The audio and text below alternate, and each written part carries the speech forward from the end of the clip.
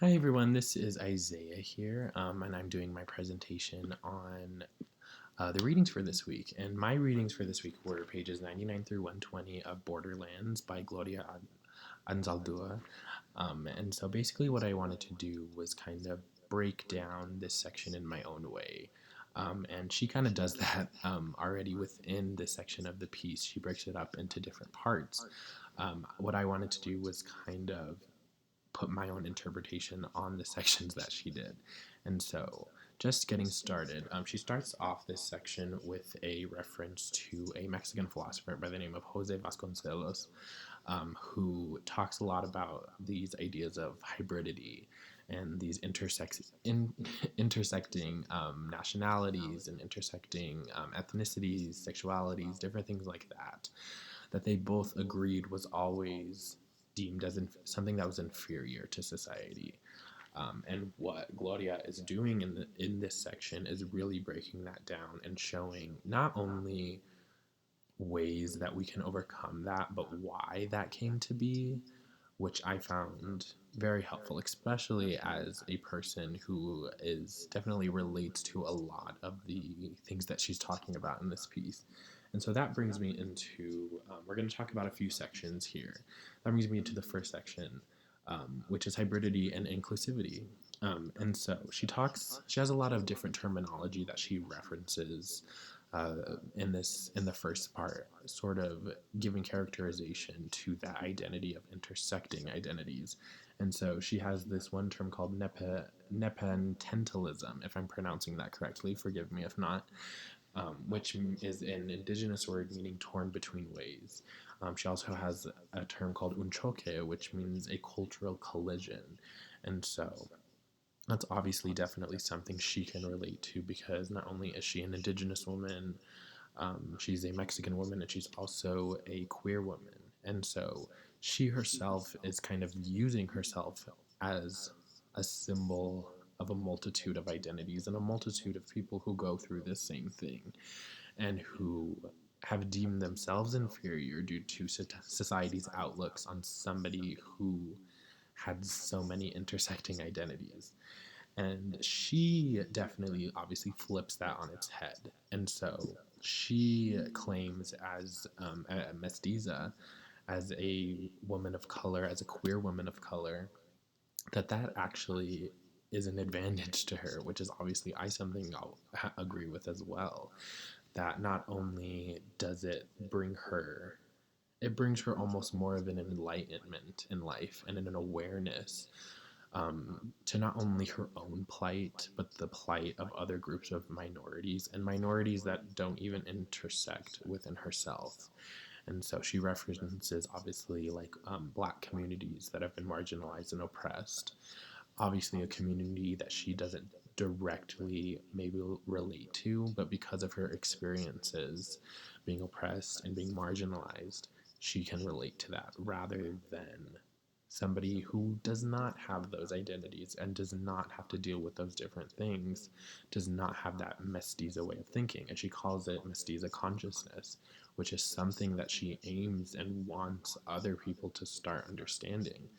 And so that leads me into my next section, which is she talks a lot about, which I really loved, and it's always something that's easier said than done, and it's almost sounds like a cliche way of thinking, but the way that she constructs it and the way she writes about it is definitely a way that I agree we should be going. And so she talks about when you have all these different identities that come together, not necessarily in one person, but in multiple individuals, there's obviously going to be always tension and there's always going to be defiance, especially when you have so many conflicting ideals and traditions and beliefs, and everything like that.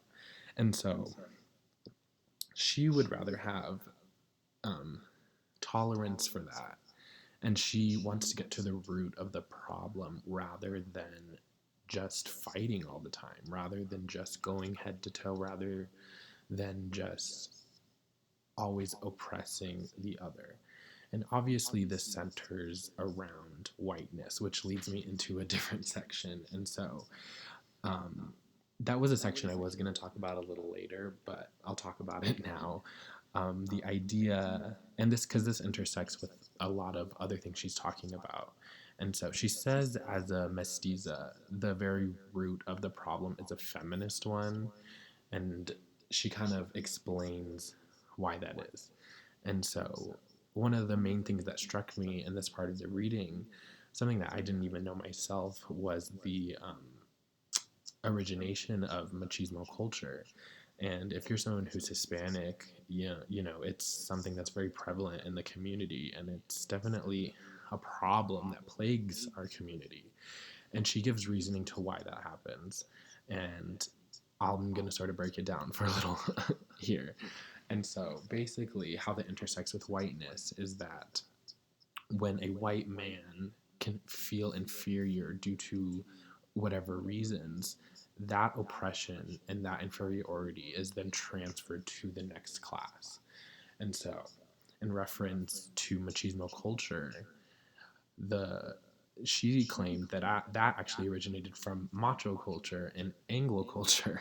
And so, when an Anglo man was feeling inferior, he would then transfer those feelings onto, a Mexican man, which would then obviously create very conflicting ideals of masculinity within that man, which can cause, you know, catastrophic events to occur sometimes and very traumatic events to occur, especially because then that oppression gets transferred to the mestiza woman because they are interconnected because of so many of those cultural ideals.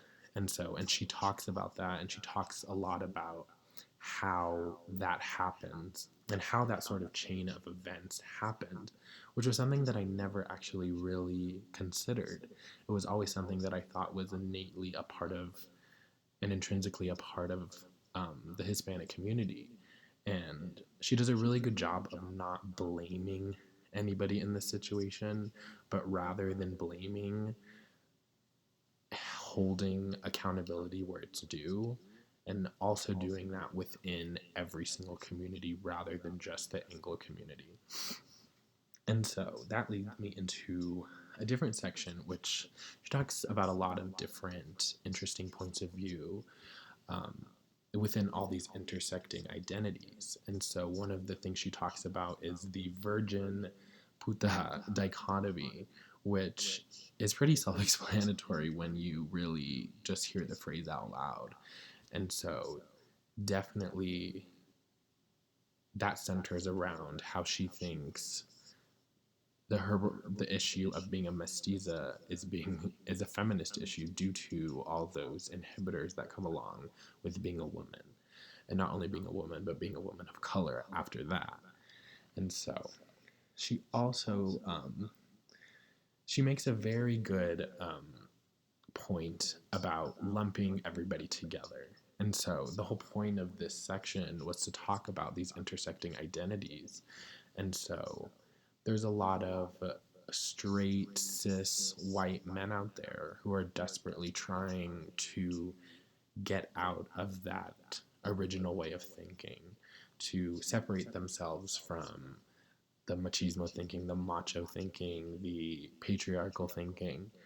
But due to societal pressure, still falls into all those different types of thinkings and those different types of biases towards other people, and that causes injustice still within.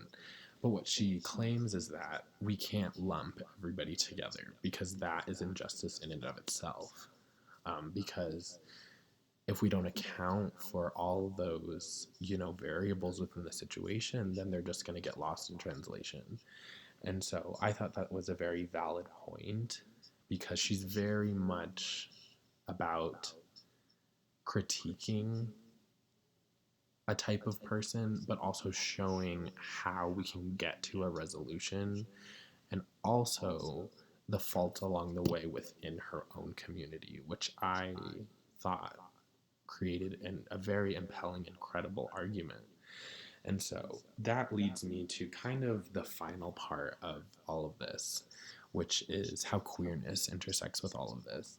And so one of the great things that I thought she mentioned, which I completely agreed with, was that queerness kind of connects everybody together.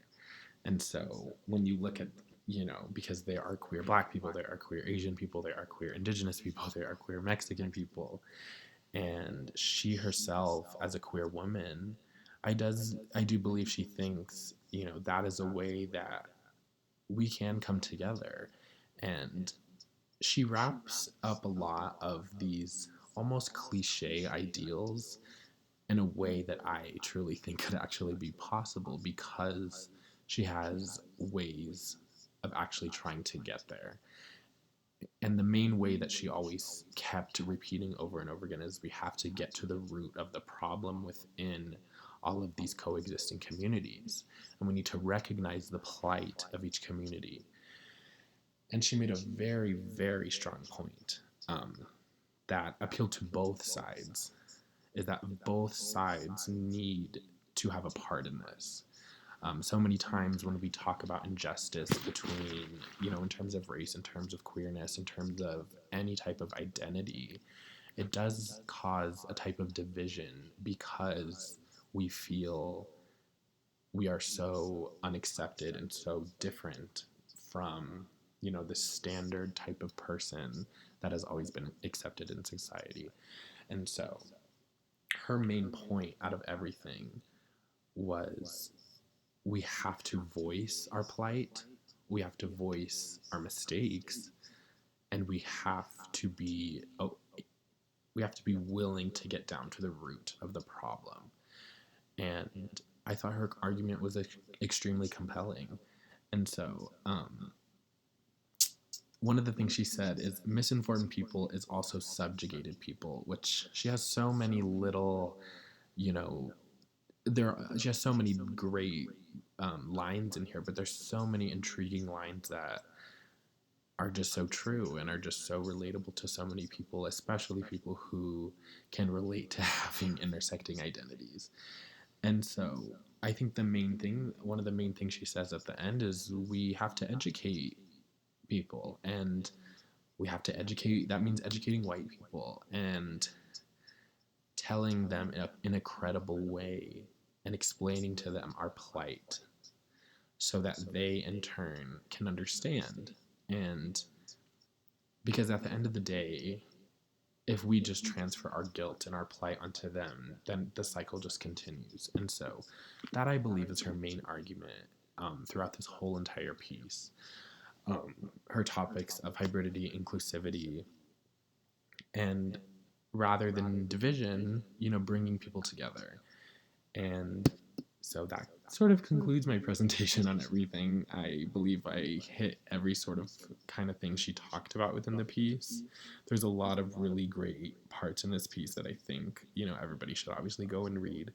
And so, but thank you for listening, and I look forward to seeing everybody else's presentation.